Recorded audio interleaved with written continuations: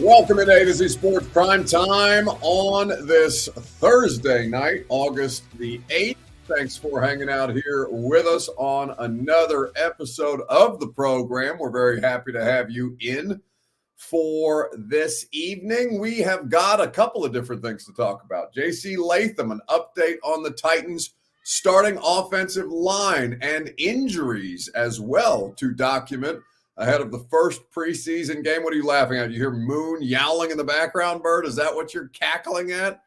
I love that she's not a big fan of your setup here.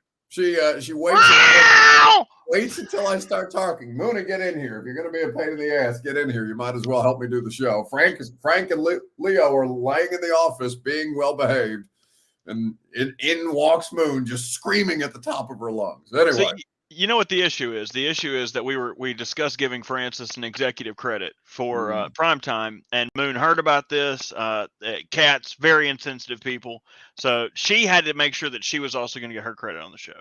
Indeed. So we will see if Moon or Frank or any of the other ones make an appearance throughout the course of the evening. But in the meantime, we are going to talk offensive line and the progress that JC Latham in particular has made. We will get to the injuries. We will get to the weekend bounce back and all manner of other things that we have at our disposal. Also, a very happy birthday to Lewis Chesney, who is saying that it is his birthday. Happy birthday to myself, Lewis says on YouTube. Well, yes, a very happy birthday to you, Lewis, and anybody else out there who might be celebrating a birthday. Brandon says, hey, Buck, can you give us an update on the injuries? No. In fact, Brandon, I cannot. I am going to let the head coach do it because you have a head coach that actually updates you on injuries nowadays. So we'll get to that in the second segment of tonight's show.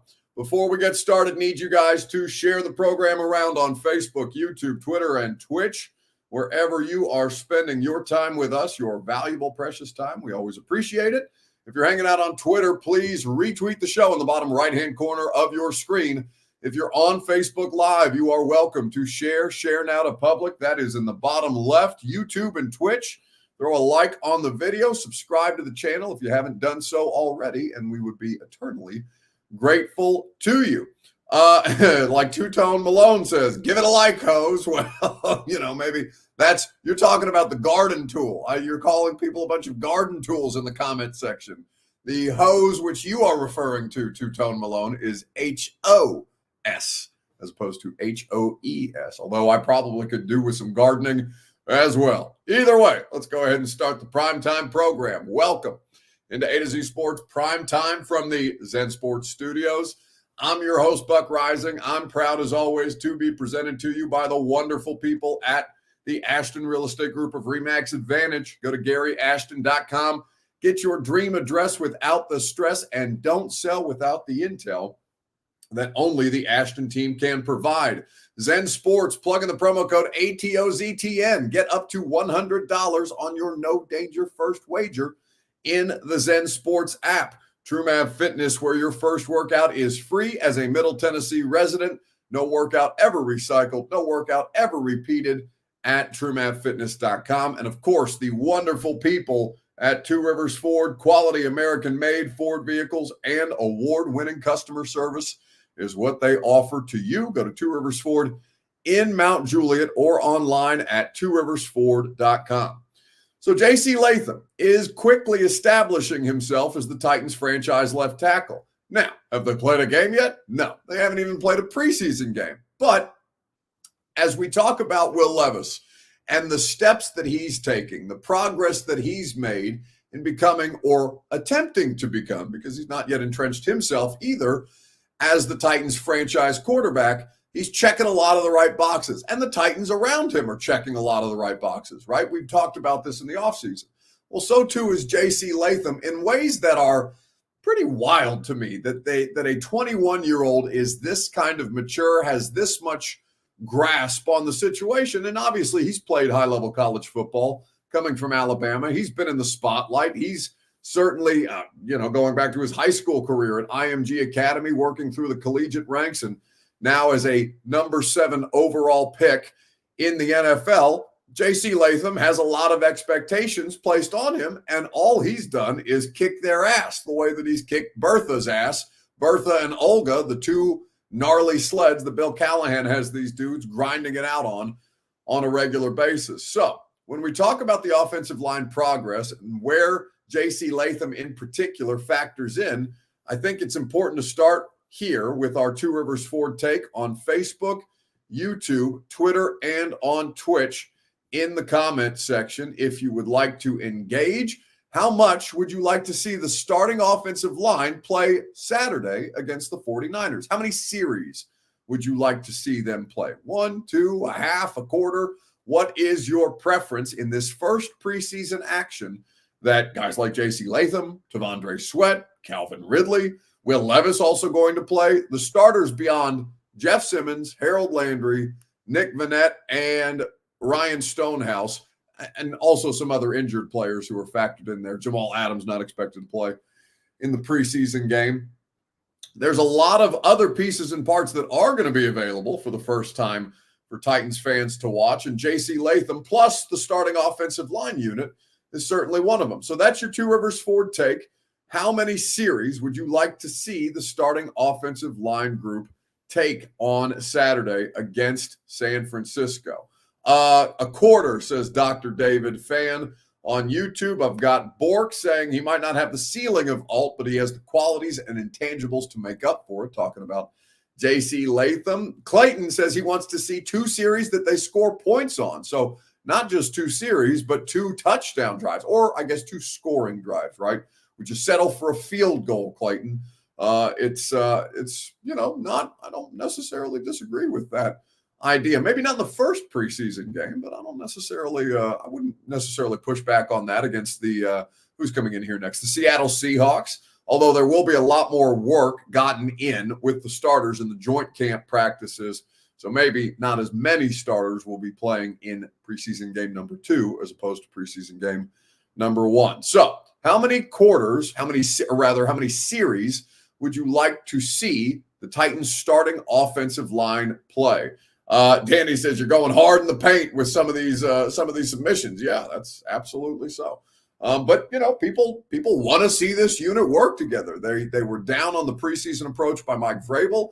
I know a lot of people, including Blaine Bishop, pushed back on the idea that those guys didn't need to play some in the preseason to ramp things up and kind of avoid a lot of these slow starts that we talk about a lot of times with the Titans. It is your Two Rivers Ford take. As always, it is presented by the South's most trusted Ford dealer and your headquarters for the Ford Bronco. Two Rivers Ford.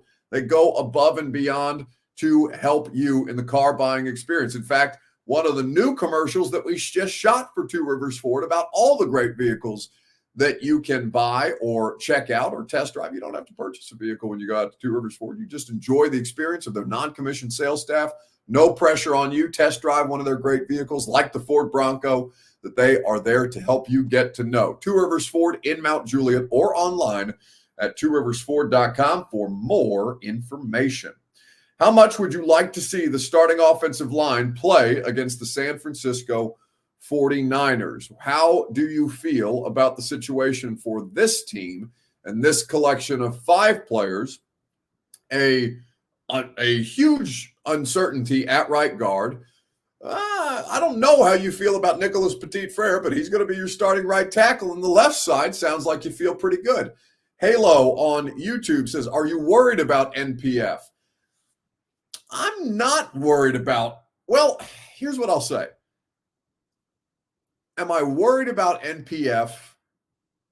No, not really. Do I have great confidence that Nick Petit-Frere is going to be a quality starting offensive lineman?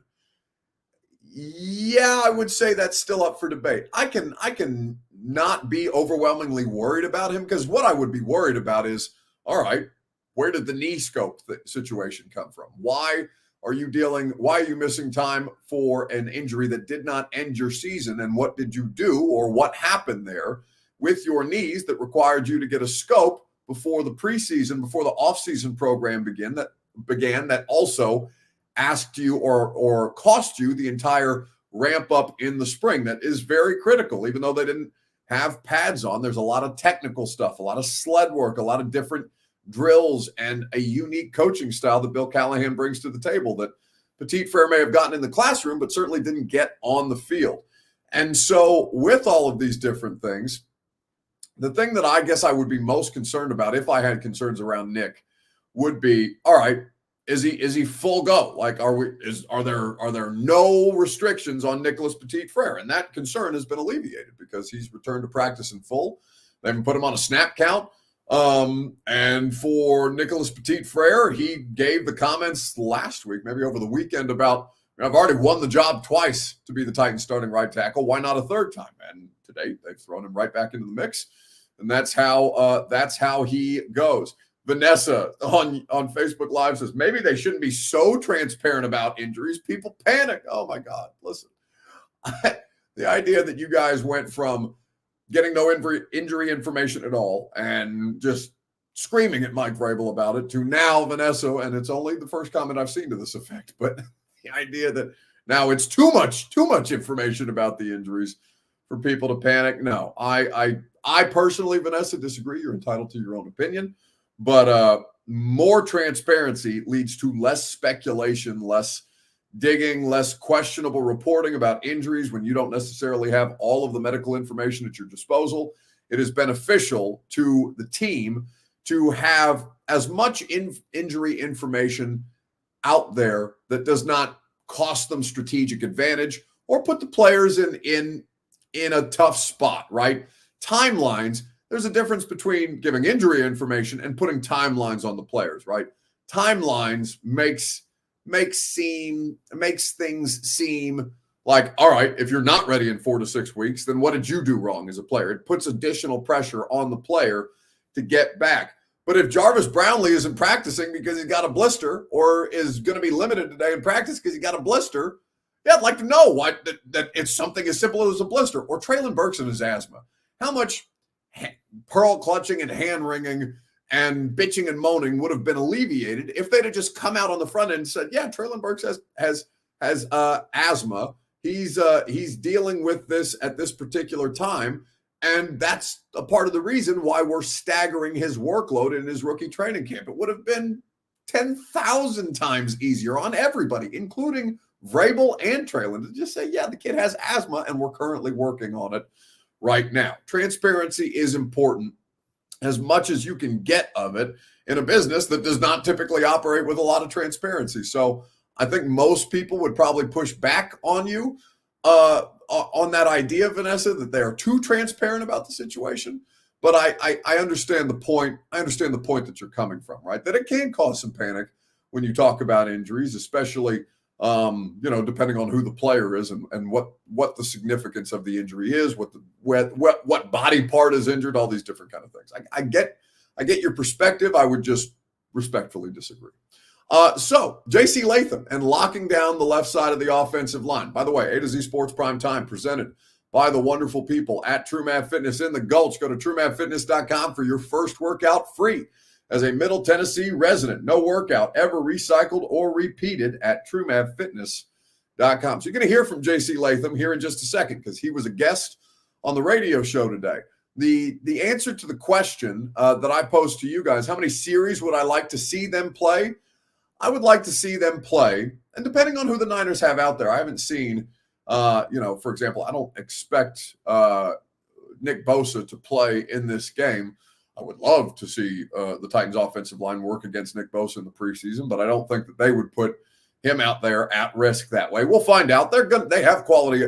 They have other quality defensive linemen, but of course he's one of the premier players in the entire league. And to give somebody like Latham a look at that early, I don't think is necessarily the worst thing in the world. But not knowing who San Francisco is going to play, I'd like to see them get 2 series as a starting offensive unit, regardless of the results. I don't think you have to leave them out there until they score points, a touchdown, a field goal, whatever, though obviously that would be the kind of dividends that you want to see. I want to see them convert a third down or 2.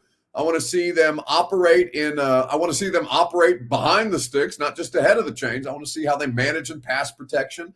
I want to see a couple of different scenarios for this Titans offensive line group, and I think you can accomplish that in 2 series. Now, if they go 3 and out twice and you're looking around saying, hey, what the hell, do something, then yeah, I think that you should toss them out there until you see more legitimate results understanding that you got to temper these things because a preseason game doesn't mean anything, and you still got to get these guys ready, rested, and available for the regular season. And JC is already dealing with a little bit of discomfort. He went down today in team drills, though he did finish the team drills, met with the training staff, still did the interview with us, which means that he is more healthy than not. If it was a significant injury, obviously they wouldn't have put him on live radio with us after practice the way that they did today. But I'm pretty good with the idea of two series where I see them move the chains to some extent. Even if they end up punting after both series, that they would be able to, maybe not even play third downs, but move the sticks, stay ahead of the chains on first and second down, set themselves up in scoring position.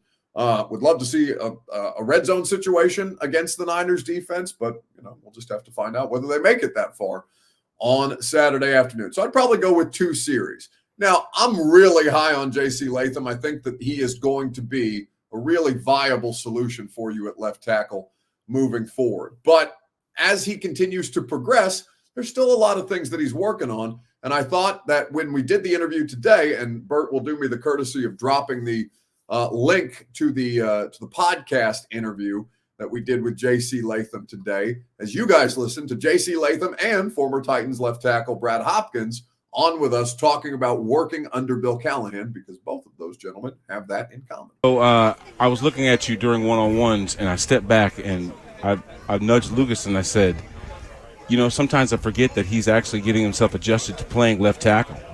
It seems very fluid for you. Yeah. I guess guys with your ability, obviously that size, it speaks for itself. But just how has that transition been for you, to exclusively work out at left? Yeah, it's been unique, but, when you're in the position that I'm in, it's not an excuse that you can kind of lean on. You don't want to lean on any excuses at all. So I knew, what was expected of me as soon as, I got the phone call. So, from day one, I'm talking to, we got Coach Kyle, the greatest offensive line coach in the NFL and probably ever, So just talking to him about what I need to do to be great, how can I make this transition seamlessly and, do everything that I can do to basically, be in the best position to win. It's something about how Bill makes you feel, isn't it? Yeah. Someone that's mentoring you, because if you think about this, it's been 20 years since I was on that field, and that was the guy that coached me in one of my Pro Bowls, and I remember him and his instruction like it was just yesterday. He's so intricate with everything that you do. I mean, every little thing, even if you win, he'll tell you like, hey, you won here, but, you could get a better handle on, you can use your hands a little bit better, you can sit a little bit better, do this a little bit better, and then, some coaches, and I'm not trying to take a notch on anybody, but they'll be okay with, winning the rep. You won, all right, cool. But, all the great coaches, they try to critique you like, hey, if you were playing against, Nick Bosa, is this going to win? Is going to win the rep, and that's how he coaches it. So, if you're doing what you do now and he knows that that's going to win the rep against him, great, be consistent with it. But if he knows like, hey, you're only winning because of the talent across from you isn't the peak talent that you're going to see pretty soon. So, let's try to get in and get it corrected. JC, what's the biggest adjustment that you've seen so far coming from playing collegiately to what you're doing now professionally? Really it's two things. The counters, that's definitely one thing that, in college you don't really see that a lot. You'll see even with a guy like Dallas Turner, he's an amazing pass rusher, but he had 1 to 2, maybe 3 moves that he might work in pass pro. In the NFL, everybody has 5 to 6 moves. They're going, back and forth with everything. So it's I remember one day I got hit with a cross chop to a bull. I think then he turned it into a rip and then a spin move. So I'm just I'm you're always trying to stay out. And that was just one play. So that's a really big thing. No, but see, what you didn't hear there, he shut down 3 other moves. The guy had to go to his 4th move to get there. So all I heard was, oh my God, what is this person doing to you? This all sounds terrible. He quietly bragged on himself is what he did. Yes, he did. The guy came at me with the whoosh, and I came out with the whoosh. So yeah. Anyway. Brad, so that is a portion of our interview with not just JC Latham, but Brad Hopkins also participating in there as well, which made it a much smarter conversation. We had a good time with JC. An interesting nugget about how JC Latham almost didn't end up being a football player. He almost ended up being the next Disney Channel star, as a matter of fact, and you'll have to go check out the interview to hear exactly how that went. Boss Man Jem says Latham got beat by Shane Ray, Buck. Well, yeah, no shit. I mean, Latham's going to get beat by Montez Sweat on September the 8th in certain pass set situations. Latham's probably going to get got by DeForest Buckner when the Colts play the Titans at some point. Latham's probably going to get got by his former teammate Will Anderson. It's practice. They're supposed to get beat and learn from it in practice. Will Levis is not supposed to have a perfect completion percentage for how many training camp practices do they have that are open? I think there's 12 this year. If Levis completed every pass that he was throwing in training camp, would that be a good thing? No, it would mean that he didn't push the ball down the field. He didn't try different things. He didn't try and experiment. He didn't try and get uncomfortable and find ways to push through adversity. No shit, players are going to get beat by other players in football practice. I'm seeing Tavondre Sweat pick up Lloyd Cushenberry, who's one of the highest paid centers in the league, and forklift him out of the way on a regular basis. Does that mean Lloyd Cushenberry is bad at football? No. Does that mean that Tavondre Sweat is going to win every rep that he plays? Hell no. The idea that I sound like Biden. The idea, right? The idea that professional athletes are not from time to time going to beat other professional athletes, no matter what caliber of football they're playing.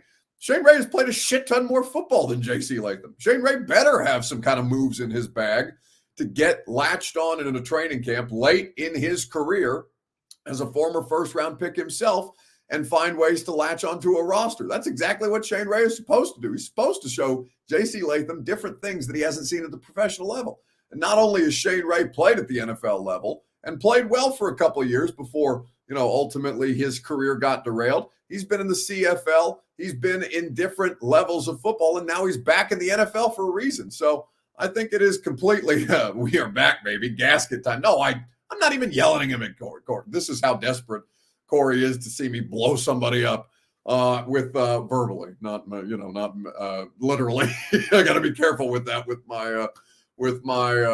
my heritage. Those words, I'm probably going to get flagged now and randomly screened for selected for special screening at the airport next time I try to go through TSA. But you get my point, right?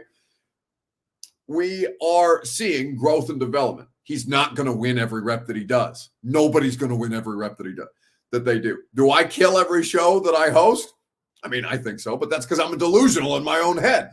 In reality, I have better shows some days than I do other days. I have better segments some days than I do other days, right? That's just how this goes. You don't have to be great and perfect all the time. If you are, then you're probably not doing the thing that you're supposed to be doing or trying other things, growing your game, growing your arsenal. He's working at a position for the first time since high school that he hasn't played. He's working on footwork. He's working on hand placement. He's listening to cadences and all these different things. And if on one rep he happens to let Shane Ray get by him because he's processing all these things, trying to get comfortable, working against a guy who's going to have the advantage anyway because defense is always going to be ahead of the offense. It's just something that's a part of the natural progression. If he doesn't lose some reps, then he's not learning. That's how it goes. So let's, media asked Sweat 34 questions about weight and conditioning, says Chef Rand. I wasn't over there for Tavondre's press conference today because we had him on the radio show yesterday. And I've talked to a lot of people in the building about things that Sweat's not going to tell us about, the way that they're managing his caloric intake, or rather caloric density, right? That's the approach that's being taken with Tavondre Sweat, which is fascinating in and of itself. But still, I would not fret over JC Latham not winning every rep, no matter who his level of competition is. He's going to win some. He's going to lose some. He's going to win some in the regular season. You're going to lose a lot in the regular season. Rookie offensive linemen tend to struggle. And just if he comes out and has a less than stellar year, doesn't mean that he's going to be a bad left tackle. Just means that it's part of the progression, right? This is his first NFL season, and I think that has to be taken into account. So let's move on and let's talk about the injury update. You wanted an injury update? I got one for you. In fact, Brian Callahan has one for you here in just a second, right after I remind you that the Primetime program is presented by the beautiful people, not just the wonderful people, but the beautiful people at Gary Ashton and the Ashton Real Estate Group of RE/MAX Advantage. Go to GaryAshton.com for your dream address without the stress. Don't sell without the intel that only the Ashton team can provide to you. The official real estate agent of the Nashville Predators is GaryAshton.com. So as you look ahead to the preseason game, you don't have to look that far ahead. Preseason game on Saturday. One of the highlights or one of the lowlights of the practice experience now is how much more transparency we get from Brian Callahan on injury. And that was exactly what we got from the head coach at the podium today. Do you get what they need set up here? All right, just today, a couple things. Nick Vanette was out. That's a veteran rest day for Nick. He also will not play in the game on Saturday.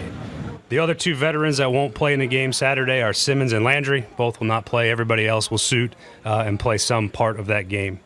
As far as injuries go, that's new. Leroy Watson had a small knee issue. He's week to week. He'll be out for the game. Cedric Gray had a shoulder, did not practice today.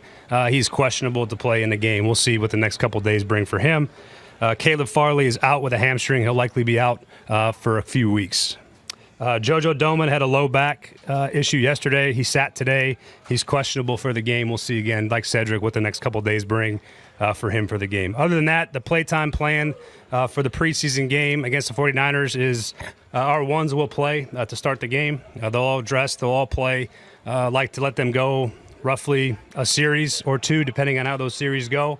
And then those guys will be out from the lineup, and the rest of the guys will take over from there. So you will see our ones outside of Jeffrey and Harold on defense, and the guys that have been out will be out. So there's no change in those guys' status. They will also be out, and then we'll play a little football. Can't wait. With that, I'll let you guys fire away. Well, so that's the head coach, Brian Callahan, at the podium today. And the highlight there is, or the low light there is, Caleb Farley going to miss a couple of weeks. A couple of weeks, ladies and gentlemen, is basically the preseason.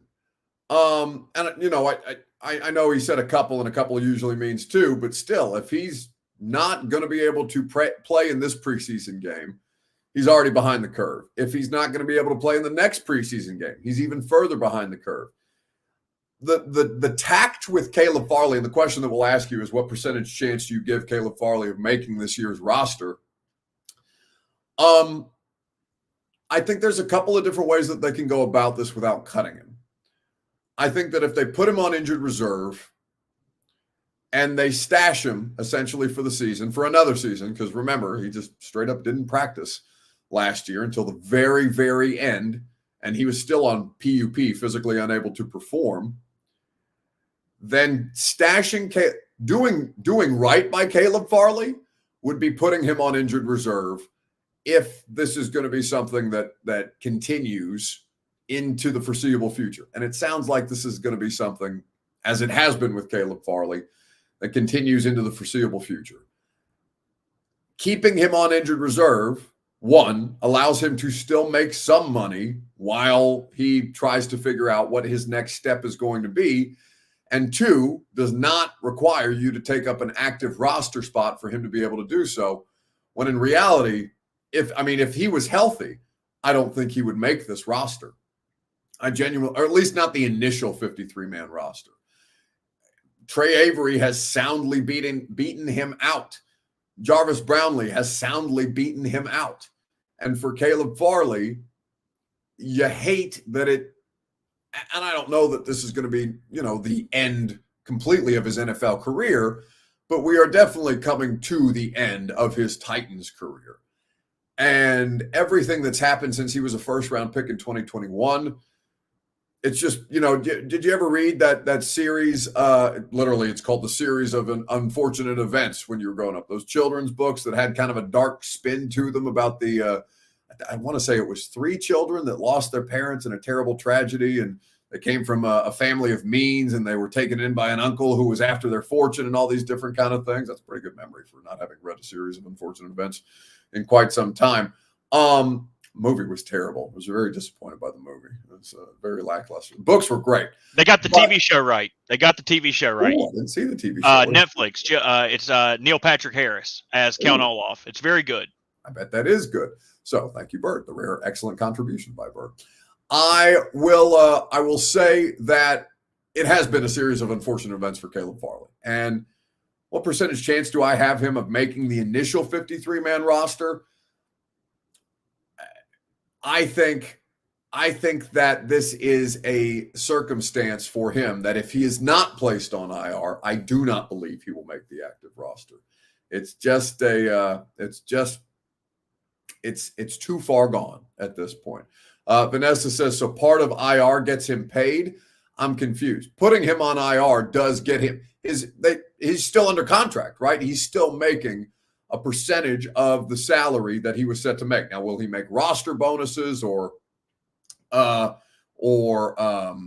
in-game bonuses or whatever other kind of incentives that he has in his rookie contract?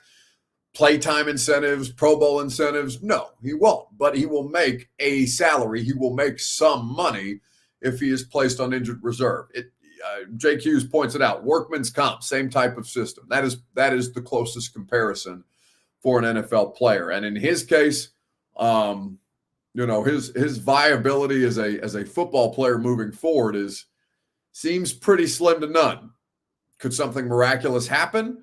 He seems to think it's pretty miraculous that he's even playing football. So I don't want to put any kind of great expectations or high-level expectations on Caleb Farley right now. I hate it for him because it does feel like it's the end of his career here. Whether it's the end of his career moving forward remains to be seen. All right, so we will wrap things up with a weekend bounce back, see if we can't end things on a higher note or a funnier note, because I know Bert's got some stuff in the chamber, some things in the clip here for him to unload as far as bounce back candidates. Who needs to bounce back most this week? Facebook, YouTube, Twitter, and on Twitch in the comment section if you want to get involved. While you do that, I will remind you that the Primetime program is made possible by the wonderful people at Zen Sports. Download the app, plug in the promo code ATOZTN, and betting will just get better.